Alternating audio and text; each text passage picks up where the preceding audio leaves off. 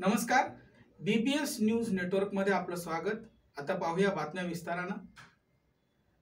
नाशिकच्या Deolali firing range मध्ये भारतीय लष्कराच्या तोफखाना दलानं युद्धाचा देव म्हणून ओळखला जाणाऱ्या आपल्या सामर्थ्याचं प्रदर्शन घडवलं। 120 millimetre motor gun, Indian Bofors, K9 वज्र यांसारख्या अत्याधुनिक तोफांनी अचूक लक्ष्य भेद करत लष्कराच्या सामरिक क्षमतेची ताकद दाखवली। या प्रात्यक्षिकांमध्ये चित्ता आणि चेतक हेलिकॉप्टर सोबत 9 पॅराशूट फील्ड रेजिमेंटच्या जवानांनी सहभाग घेतला होता। भारताच्या मित्र राष्ट्रांसह अनेक वरिष्ठ अधिकारी या प्रदर्शनाला उपस्थित होते। युद्धाचा देव म्हणून ओळखल्या जाणाऱ्या भारतीय लष्कराच्या तोफखाना दलाच्या विविध तोफांनी आज नाशिक देवळी यांच्या फायरिंग रेंजमध्ये विविध लक्ष्यावर अचूक निशाणा साधत शत्रूच्या मनात धडकी भरवणाऱ्या भारतीय लष्कराच्या शक्तीचं प्रदर्शन घडवले। भारतीय सैन्य दलातील महत्वाचा भाग असलेला युद्धाचा देव अर्थातच तोफखाना दलाचे प्रात्यक्षिके आज नाशिक मधील देवळाली फायरिंग रेंजमध्ये झाली। अतिविशिष्ट सेवा मेडल प्राप्त commandant school of artillery lieutenant general Navneet Singh Sarna यांच्या मार्गदर्शनाखाली झालेल्या या तोफखाना दलाच्या प्रात्यक्षिकांमध्ये 120 mm mortar gun, 130 millimetre field night field gun, Indian Bofors, howitzer तोफ, भारतीय लष्करात अलीकडे दाखल झालेली K9 वजीर आदी विविध तोफांनी तसेच रॉकेट लॉन्चर आदी तोफा आणि क्षेपणास्त्रांनी दूर अंतरावर असलेल्या बहुल्या किल्ल्याच्या पायथ्याशी डोंगर माथ्यावर ओळख दिलेल्या बहुलावाण, बहुला टू बहुला, 3 हाती माथा आदी विविध लक्ष्यांवर अचूक मारा करीत आपल्या सामर्थ्यांचे प्रात्यक्षिक घडवले। या प्रात्यक्षिकात लष्करात कार्यरत असलेला चित्ता चेतक या हेलिकॉप्टर्स तसेच 8000 फुटांवरून हेलिकॉप्टर मधून जमिनीच्या दिशेने झोपावलेल्या 9 पॅराशूट फील्ड रेजिमेंटच्या पॅरोट उपस्थित भाग घेतला। तोफांचा लक्ष्यावर अचूक मारा करण्याच्या या प्रात्यक्षिकांबरोबरच या फायरिंग रेंजच्या परिसरात सध्या लष्करात कार्यरत असलेल्या तसेच नव्याने परीक्षणानंतर लष्करात येणाऱ्या तोफा आणि विविध शस्त्र साहित्यांचं प्रदर्शन भरवण्यात आले होते। या प्रात्यक्षिकेला भारताच्या मित्र राष्ट्र असलेल्या नेपाळ, तिबेट, म्यानमार, श्रीलंका आणि दक्षिण आफ्रिकेतील काही राष्ट्रांचे सैन्य अधिकारी देखील उपस्थित होते। शिवाय विविध मुलकी सेवेतील अधिकारी देखील या प्रात्यक्षिकांसाठी हजर होते।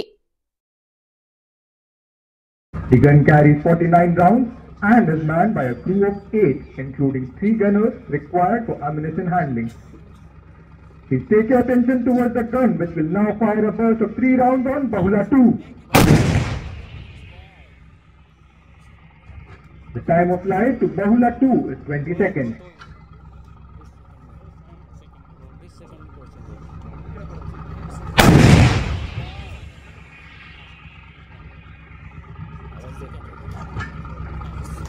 Ladies and gentlemen, please take your attention towards area Bahula 2.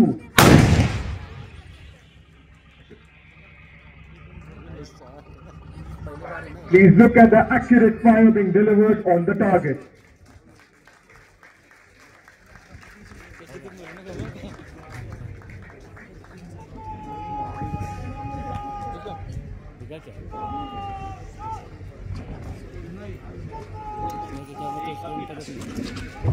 Also, when swinging the trails in or out prior to firing, however, they are raised as if spades are embedded.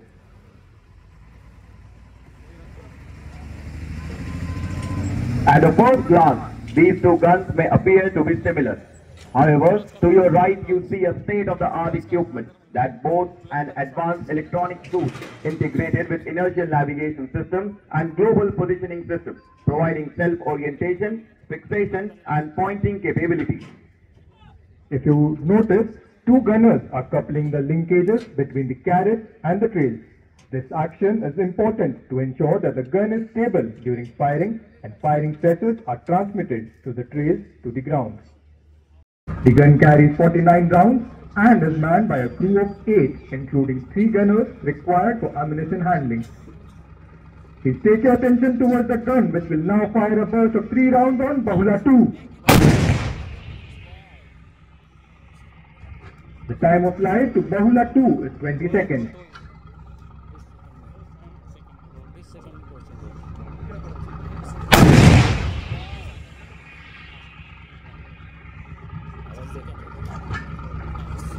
Ladies and gentlemen, please take your attention towards area Bahula 2.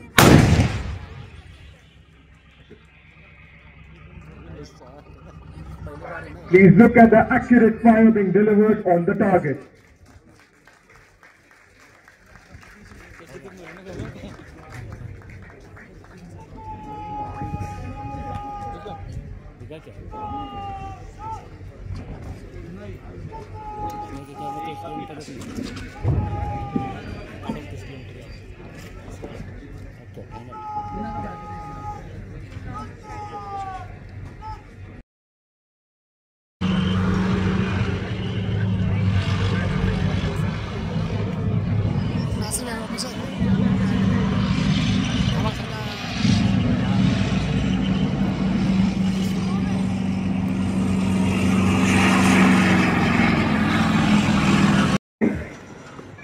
The light field gun and Indian field gun have a range of 17.2 kilometers. However, the light field gun is 1000 kilograms lighter than its counterpart, thus making it capable to be underslung with Mi-17 helicopters. The 130mm M46 has a range of 27 kilometers, while the 155mm Soltum has a range of 38 kilometers.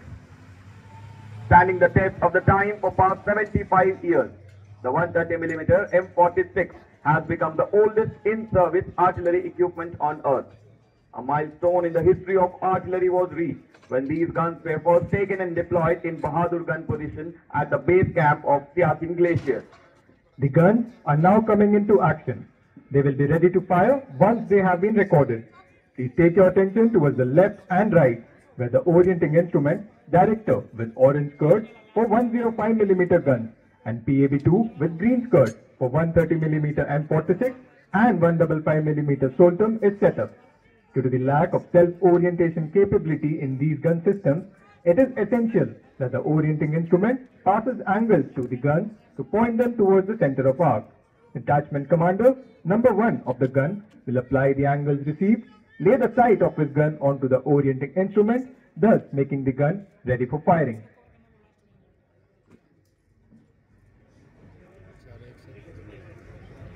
You must have noticed that the guns have approximately taken 2.5 minutes to get ready. Let us now see the guns being loaded with the ammunition.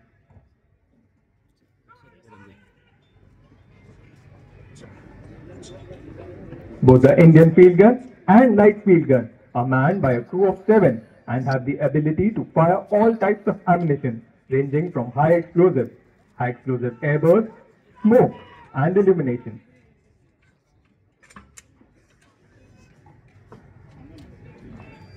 While the 130mm M46 were deployed in Siachen Glacier, the thunderous roar of these guns in Nubra Valley struck terror in the hearts of the enemy.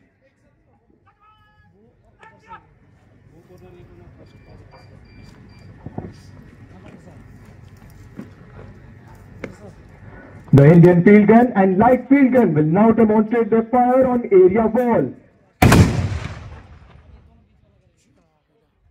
The time of flight to area wall is 15 seconds.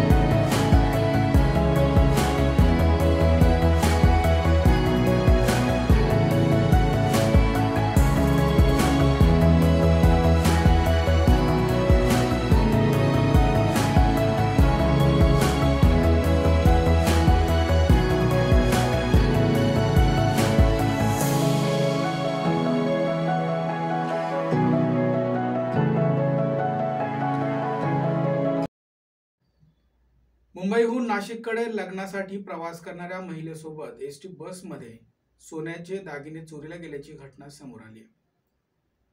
ठाण्याच्या ममता पाटील या महिलेकडील तब्बल 6 लाख रुपयांचे सोन्याचे दागिने अज्ञात व्यक्तीनं चोरल्याचा प्रकार उघडकीस आलाय. महिला सातपूर येथे पोहोचल्यानंतर दागिने चोरी झाल्याचं लक्षात आलं. त्यांनी सातपूर पोलीस ठाण्यात तक्रार दाखल केली असून एक महिना उलटूनही आरोपी सापडला नाहीये. या प्रकरणी त्यांनी पोलीस आयुक्त संदीप कर्णिक यांच्याकडे न्यायाची मागणी केली आहे. नदी संस्कृतीचा चालत्या बसमध्ये प्रवासी महिलेचे 6 लाख रुपयांचे दागिने लंपास, महिला उलटून आरोपी मोकाट, न्यायाची केली मागणी. राज्य परिवहन महामंडळाच्या बसने मुंबईहून नाशिककडे आपल्या आत्याभावाच्या लग्नानिमित्ताने येत असलेल्या प्रवासी महिलेच्या बॅगेतून तब्बल 6 लाखांचे सोन्याचे दागिने चोरल्याची घटना घडली असून या प्रकरणी सातपूर पोलीस ठाणे येथे अज्ञात व्यक्तीविरोधात गुन्हा दाखल करण्यात आला आहे. ममता मनोज पाटील, 501, 5वा मजला, श्री सद्गुरू अपार्टमेंट वेस्ट, डोंबिवली, तालुका जिल्हा ठाणे. ही महिला दिनांक 7 डिसेंबर 2024 रोजी आपल्या मुलासह आत्याभावाच्या लग्नाकरिता डोंबिवली येथून लोकलने प्रवास करून कसारा आल्यानंतर त्यानंतर कसारा येथून महामंडळाची एसटी बसने नाशिक येथे जात असताना शीटाच्या खाली ठेवलेल्या बॅगेत सोन्याचे दागिने आणले होते. परंतु अचानक मळमळ होत असल्याने उलटी करण्यासाठी गेली असता गर्दीचा फायदा घेत अज्ञात महिलांनी दागिने चोरून नेल्याचं उघड झालं आहे. नाशिक येथील मुंबई नाका महामार्ग येथे उतरून आपल्या बहिणीकडे सातपूरला निघाल्या असता घरी पोहोचल्यावर आपली बॅग तपासली असता त्यामधून सोन्याचे दागिने चोरून नेल्याचं लक्षात आले. त्यांनी लागलीच मुंबई नाका महामार्ग येथे पोहोचून महामार्ग डेपोमध्ये तक्रार दाखल केली व तसेच सातपूर पोलीस ठाणे येथे बाबत रीतसर तक्रार दाखल केली. मात्र 1 महिना होऊन देखील या आरोपीचा शोध लागला नसल्याने महिलेने मुलाच्या भविष्यासाठी जमा करून ठेवलेलं सोन्याचे दागिने चोरी गेल्याने मला न्याय मिळावा यासाठी नाशिक पोलीस आयुक्त संदीप कर्णिक यांना विनंती केली आहे. काय नाव तुमचं? ममता पाटील. काय सांगता, काय झालं? मी नाशिक वरून म्हणजे आपलं डोंबिवलीवरून कसाऱ्यावरून बसमध्ये बसली. बस इलेक्ट्रिक बस होती एसटी महामंडळाची आणि त्या बसमध्ये मी बॉम्बे नाक्याला उतरले. पण मला त्या प्रवासात आहे ना उलट्यांचा खूप त्रास झाला आणि त्या इलेक्ट्रिक बस असल्यामुळे काय झालं, मला उलटी करायला जागा भेटली नाही. तर त्या संशयित ज्या लेडीज आहेत ना त्या माझ्या मागे बसलेल्या होत्या. तर त्यांनी मला फोर्स पण केला माझ्या सीटवर एकीने बसण्यासाठी. पण मला माझा मुलगा सोबत होता तर मी जागा नाही दिली. तर त्यांनी माझ्या मागे बसल्या आणि मला ना काहीतरी स्प्रे केल्यासारखं जाणवलं आणि जसं मला त्या चक्कर यायला लागले, डोकं खूप दुखायला लागलं, मला मळमळ झाली. तर त्यांनीच मला सजेस्ट केलं की पुढे जा, तुम्ही उलटी करा. मग मी उलटी करायला असं ड्रायव्हरकडे गेली. मग तिथे डोअर जवळ मी उलटी केली. उलटी करून मी 5-1 मिनिटं अशी थांबली, पाणी वगैरे घेतलं आणि मग मी मागे आली. तर त्या दरम्यान आहे ना मी म्हणजे माझा कसारा ते नाशिकचा जो प्रवास होता ना त्या दरम्यान मी 5-6 उलट्या केल्या. तर त्या उलटीच्या काळात मी करत होती ना तर त्या महिलांनी माझ्या जागेवर येऊन बसल्या माझ्या मुलाजवळ आणि त्या 2 लेडीजनी त्यांना कव्हर केलं आणि माझ्या बॅगेतून सोनं लंपास केलं. पण ही गोष्ट माझा मुलगा लहान असल्यामुळे मला तो स्पष्ट सांगू शकला नाही. तो बोलला की त्या लेडीज आपल्या बॅगेला हात लावत होत्या बसल्या. कारण मला त्यांनी काहीतरी असं स्प्रे केल्यामुळे मला एवढा त्रास होत होता की मला सांगता पण म्हणजे मला तिथे इतकं डोकं दुखत होतं की मला काही कळतच नव्हतं. मी जशी बसमधून बॉम्बे नाक्याला उतरले मला त्रास होत असल्या कारणाने मी डायरेक्ट रिक्षा केली आणि सातपूरला आली. सातपूरला आल्यावर मला माझ्या भावाच्या हळदी फंक्शनला जायचं होतं. तर मी फ्रेश होऊन बॅग खोलली कपडे वगैरे घालायला तर माझं सोनं गायब. तर मी पहिल्या सेकंदाला मिस्टरांना फोन केला की असं झालंय असं. तिथे मी पहिले सगळं चेक केलं बॅगेत चुकून इकडे तिकडे झालं काय, पण तिथे ते काही भेटलं नाही. मग मिस्टरांना फोन केला, त्यांना कामावरून मी घरी पाठवलं माझ्या स्वतःच्या राहत्या फ्लॅटवर. तिथे त्यांनी पूर्ण घर शोधलं, तिथे पण मला सोनं आढळलं नाही. मग मला लगेच म्हणजे मला जशी भानावर आली तसं कळालं की बसमध्येच हा प्रकार घडलाय आणि मुलांनी पण सांगितलं की त्या लेडीज आपल्या बॅगेला हे करत होत्या. मग मी तशी धावत इथे गेली बस डेपोला बॉम्बे नाक्याच्या. तर ते बोलले CBS ची बस आहे. मग CBS च्या बस डेपोला गेली. CBS वाले बोलले की तुम्ही बॉम्बे नाका पोलीस स्टेशनला जा. मग मी बॉम्बे नाका पोलीस स्टेशनला गेली तर ते बोलतात तुम्हाला कळलं कुठे. मग मी सांगितलं की मला सातपूरला कळलं. सातपूरला कळलं तर ते बोलतात तुम्हाला सातपूरला केस करायला लागले. एवढा पाऊस चालू होता. मी म्हटलं माझी केस तर तुम्ही नोंदवून घ्या. त्यांनी 0 नंबरची माझी केस लिहून घेतली आणि ती इकडे वर्ग केली. तर ती केस लिहायला पण पूर्ण रात्र गेली. मी तिथे बसून राहिले. पाऊस एवढा चालू होता आणि लाईट नव्हती. मला प्रिंट भेटली नाही. मी परत दुसऱ्या दिवशी आली, ती प्रिंट घेतली. तिथून मी इकडे सातपूर पोलीस स्टेशनला आली. त्यांच्याकडे ती केस वर्ग झाली. तर आता ज्ञानेश्वर भडांगे म्हणून हे माझी केस बघतायत. पण ना आज त्या घटनेला 5 डिसेंबरला ती घटना घडली. आज त्या घटनेला 1 महिना 14-15 दिवस होत आले, पण अजूनही काही तपास नाही, काही नाही. आणि ते सगळं सोनं माझं म्हणजे माझे मिस्टर एक प्रायव्हेट कंपनीत जॉब करतात. मी हाऊसवाईफ आहे. आम्ही सगळी इन्व्हेस्ट आहे ना सोन्यात केलेली होती माझ्या मुलाच्या भविष्यासाठी. कारण आम्ही ओपन कॅटेगरीत येतो. पुढे शिक्षणाचा विषय जर म्हणजे आला तर कुठे पैसे भरायला, म्हणजे ऍक्च्युली पूर्ण 7-8 वर्षाची कमाई जी होती ना ती मी माझ्या गोल्ड मध्ये इन्व्हेस्ट केलेली होती.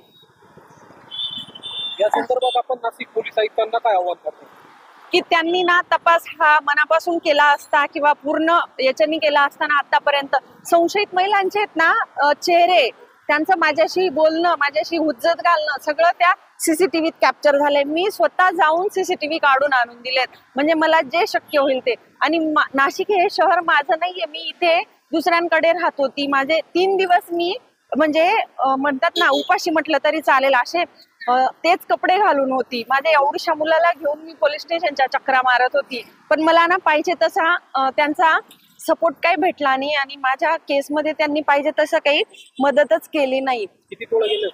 टोटल माझं 13 तोळा गेलाय. माझा 8 तोळ्याचं मोठं मंगळसूत्र गेलंय, 2.5 तोळ्याचा हार गेलाय, 2 अंगठ्या आहेत, झुमके जोड आहेत 1 तोळ्याचे, कानातल्यांचा एक 6-7 ग्रॅमचा कानातल्यांचा जोड आहे. असं माझं टोटल सोनं आहे. आणि ते पण माझ्या सोबत आणण्याचं माझं घरचं लग्न होतं आणि गव्हर्नमेंटची बस होती. मी जागा उलटी होत होती म्हणून सोडली, नाहीतर मी जागा सोडली नसती. माझं एक एसटी महामंडळाला पण हे आव्हान आहे की त्यांनी ना त्या बसेस ज्या बनवल्या आहेत ना त्यांना विंडो ओपन होतील अशी पण सुविधा केली पाहिजे.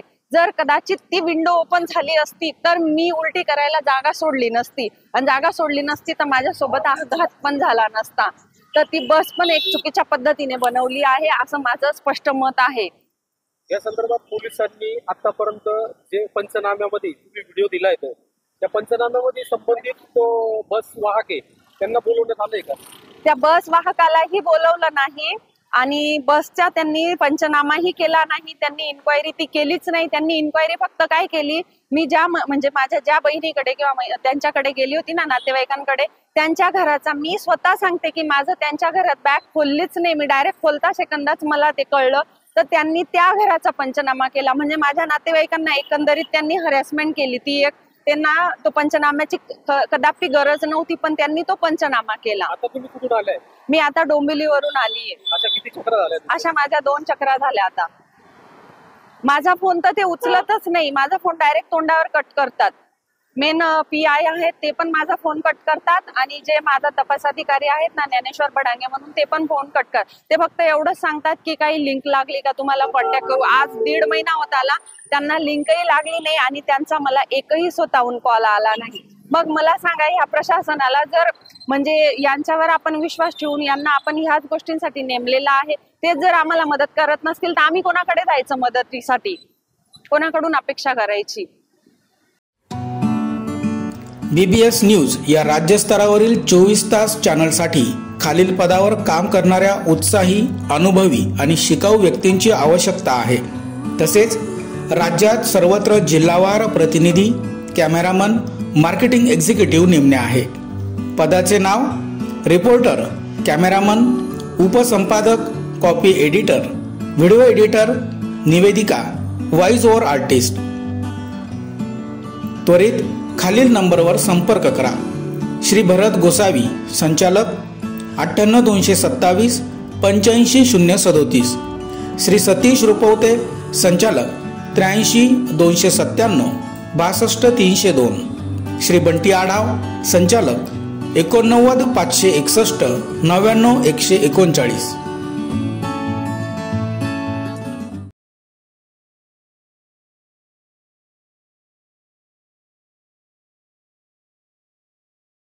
जतन आणि राष्ट्रकार्यात लोकसहभाग वाढवणाऱ्या रामतीर्थ गोदावरी सेवा समितीचा दुसरा रामतीर्थ गोदा राष्ट्र जीवन पुरस्कार विख्यात जलतज्ञ पद्मश्री महेश शर्मा यांना जाहीर झालाय। 7 फेब्रुवारी रोजी गोदावरी आरतीनंतर महामहिम राज्यपाल CP राधाकृष्णन यांच्या हस्ते हा पुरस्कार प्रदान केला जाणार आहे। ही माहिती समितीचे अध्यक्ष जयंत गायधनी आणि सचिव मुकुंद खोचे यांनी पत्रकार परिषदेत दिली आहे।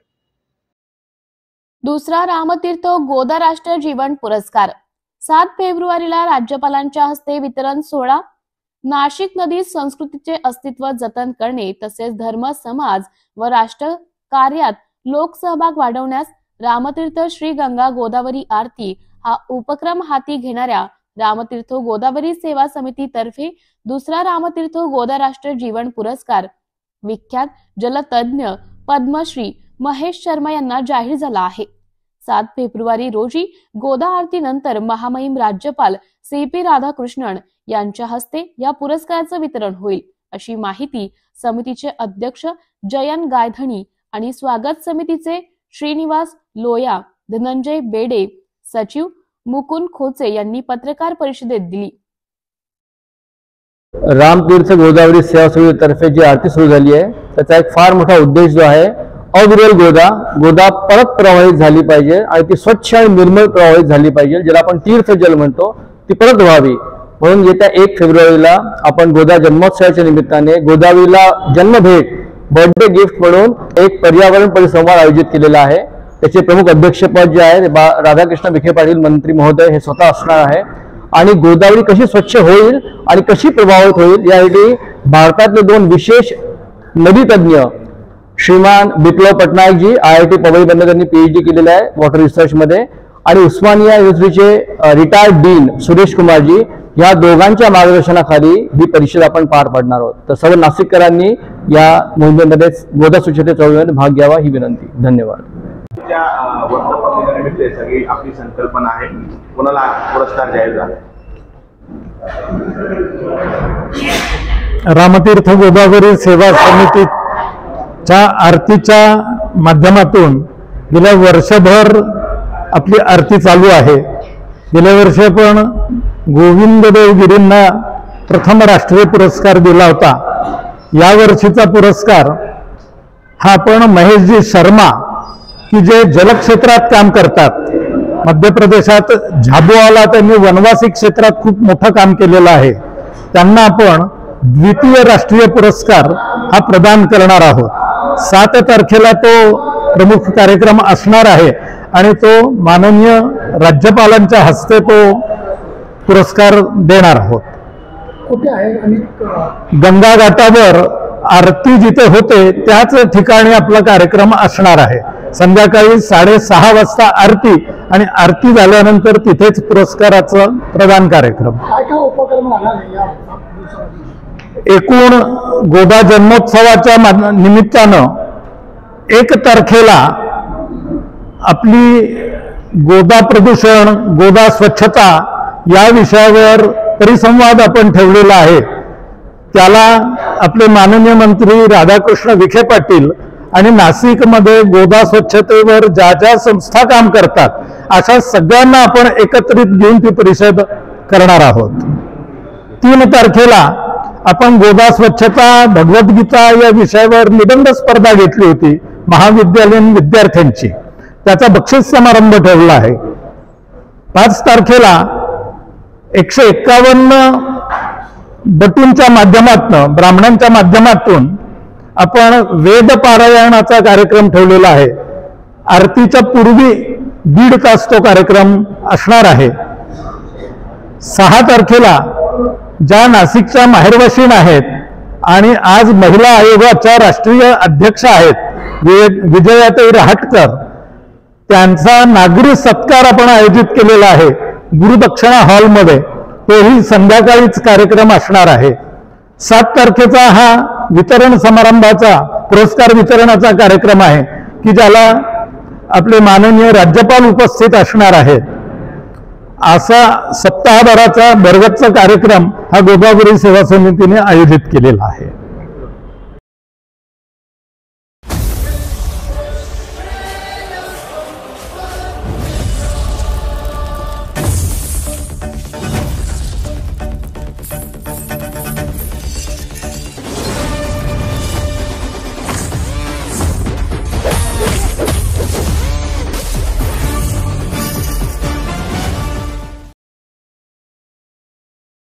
राहुड घाटात उतरावर कांदा भरलेल्या ट्रॅक्टरला ट्रकची धडक, कांद्याचे प्रचंड नुकसान. चांदवड मुंबई आग्रा रोडवर राहुड घाटात कांद्याने भरलेल्या ट्रॅक्टरला ट्रकने पाठीमागून धडक दिल्याने शेतकऱ्याच्या कांद्याचे प्रचंड नुकसान झाले, तर घाटात सर्वत्र ट्रॉलीतील कांदे विखरले गेले. याबाबत माहिती अशी की मंगळवार दिनांक 21 रोजी सकाळी 8:15 वाजेच्या सुमारास चांदवड तालुक्यातील सिमेंट तळेगाव येथील धनराज श्रवण घुमरे या शेतकऱ्याने कांदा भरून उमराणो मरकट मध्ये विक्रीसाठी जात असताना राहुड घाटात वळणावर टायर भरून जाणारा ट्रक क्रमांक MH15 FV 0786 या ट्रकचे ब्रेक न लागल्याने पुढे जाणारा ट्रॅक्टर क्रमांक MH15 8814 ला पाठीमागून धडक दिल्याने या ट्रॅक्टरची ट्रॉली पलटी होऊन सर्व कांदा रस्त्यावर विखरले गेला, तर ट्रक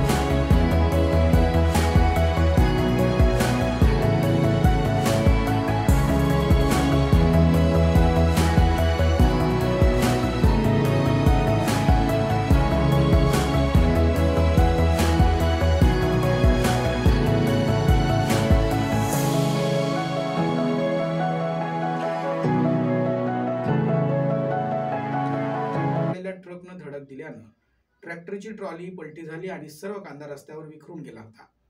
सुदैवाने शेतकरी धनराज घुमरे यांनी प्रसंगावधान राखून उडी मारल्यानं ते बचावले. मात्र या अपघातात शेतकऱ्यांचं प्रचंड आर्थिक नुकसान झालंय. स्थानिक नागरिकांनी त्वरित मदत कार्य केलं, तर ट्रक चालक घटनास्थळावरून फरार झालाय. या उतारावर वारंवार अपघात होत असल्यानं उपाययोजना करण्याची मागणी नागरिकांकडून होते. बातमी नाशिक जिल्ह्यातील सिन्नर तालुक्यातून आहे. सिन्नर तालुक्यातील बारगाव पिंपरी आणि आसपासच्या 7 गावांसाठी पाणी पुरवठा सुरळीत करण्याची मागणी पुन्हा जोर धरते आहे. सामाजिक कार्यकर्ते श्री दत्तात्रय गोसावी यांनी या प्रश्नावर निवेदन देत जलसंपदा मंत्री राधाकृष्ण विखे पाटील आणि राजस्थानचे राज्यपाल हरिभाऊ बागाडे यांना तातडीनं लक्ष घालण्याचे आवाहन केलंय. या निवेदनात बारगाव पिंपरी प्रादेशिक पाणीपुरवठा योजनेच्या वीज पंपाचे कनेक्शन एक्सप्रेस लाईनवरून LT लाईनवर जोडण्यास मोठ्या प्रमाणावर खर्च वाचेल आणि पाणी पुरवठा नियमित होईल अशी मागणी करण्यात आली आहे. सध्या पाणी पुरवठा 8 ते 10 दिवसांमध्ये एकदाच होत असल्यानं स्थानिक महिलांना मोठ्या समस्यांना सामोरं जावं लागतंय.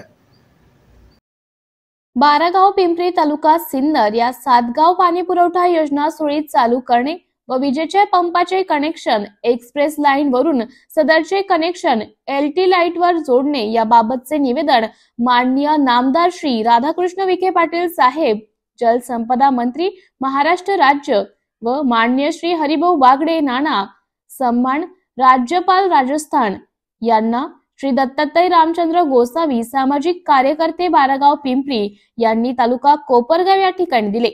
या निवेदनामध्ये असं म्हटलं आहे की माननीय मौजे बारेगाव पिंपरीसह 7 गाव पाणी पुरवठा योजनांमध्ये बारगाव पिंपरी, पाट पिंपरी, सुळेवाडी, निमगाव, सिन्नर, गुळवंच, हिवरगाव व केपानगर या गावांना प्रादेशिक पाणी पुरवठा योजनेतून पाणी पुरवठा केला जातो.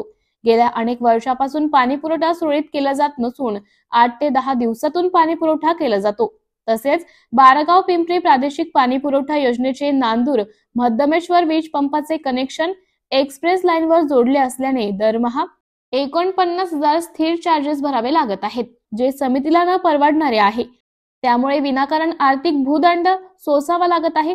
सदरचे कनेक्शन सतलाईटवर जोडल्यास दरमहा येणारे लाईट बिल आतून 49,000 रुपये कमी होईल व योजना सुरळीत चालू राहण्यास मदत होईल.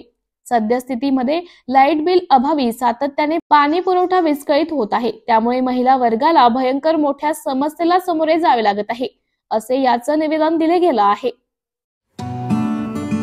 BBS न्यूज या राज्यस्तरावरील 24 तास चॅनलसाठी खालील पदावर काम करणाऱ्या उत्साही, अनुभवी आणि शिकाऊ व्यक्तींची आवश्यकता आहे. तसेच राज्यात सर्वत्र जिल्हावार प्रतिनिधी, कॅमेरामन, मार्केटिंग एक्झिक्युटिव्ह नेमणे आहे. पदाचे नाव: रिपोर्टर, कॅमेरामन, उपसंपादक, कॉपी एडिटर, व्हिडिओ एडिटर, निवेदिका, व्हॉइस ओव्हर आर्टिस्ट. त्वरित खालील नंबरवर संपर्क करा. श्री भरत गोसावी, संचालक, 98 227 85 037. श्री सतीश रुपवते, संचालक, 83 297 62 302. श्री बंटी आढाव, संचालक, 89 561 99 139.